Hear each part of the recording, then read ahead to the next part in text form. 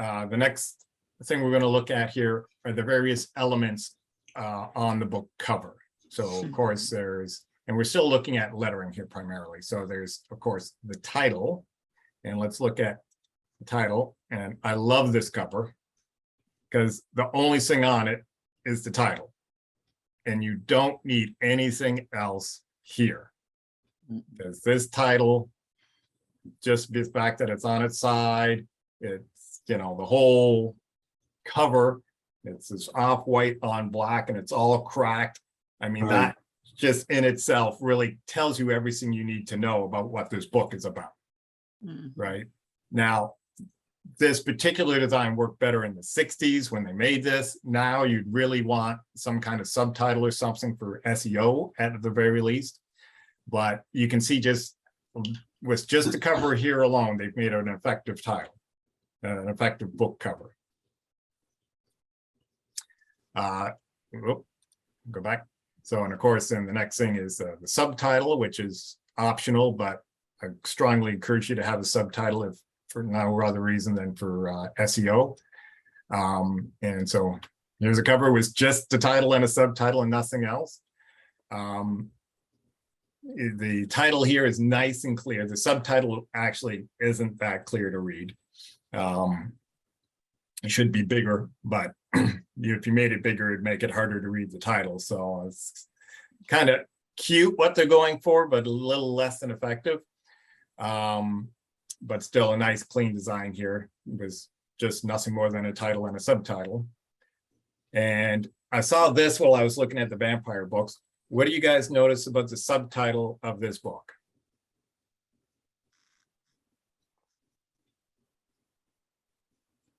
Hardly legible. It's not even on the cover. Yeah. Doesn't even appear on the cover. Appear. Yeah.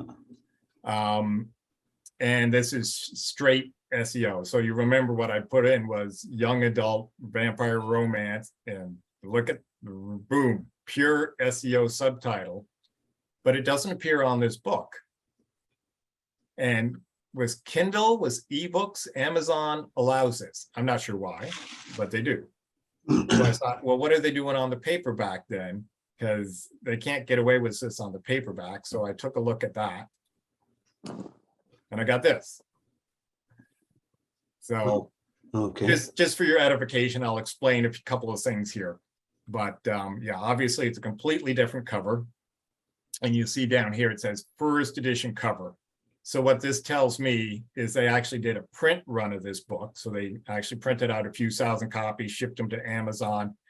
And although they've gone to this cover, which is better, you know, so they upgraded the cover from this, which you can see they were off from a lot of the conventions. They, you know, the title's lower third, but it's small and yellow. The whole book is yellow. And these design elements really aren't serving them. So they went to this, which is, you know, they noticed what the other books are doing and they started following suit. The title, I would have moved it down here into the lower third and put it in white for better contrast, but this is a big improvement still. So they improved the cover, but they're stuck with the print of the old one until Amazon sells it out.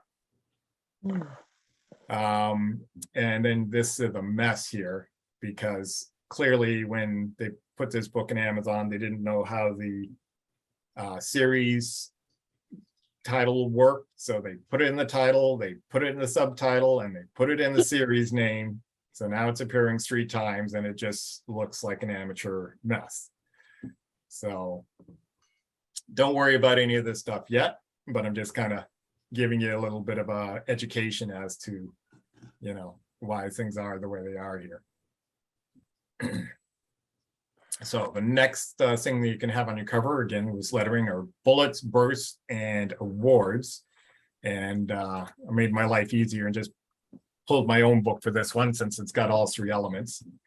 Now, you wouldn't normally ever put all 3 elements on a book, because it would be very easy to overcrowd the book and make it too busy. So, but 1 or 2 of them, absolutely. So we got an award. So if you do win an award, and we'll have a bonus lesson on getting awards, absolutely, you want to put that on your book somewhere. Burst, you would use if there's something about your book that you want to bring attention to. So if you had a famous person doing your foreword, you would say foreword by, this famous person. Okay. If you were New York Times bestseller, you might say best-selling book, right? As a burst.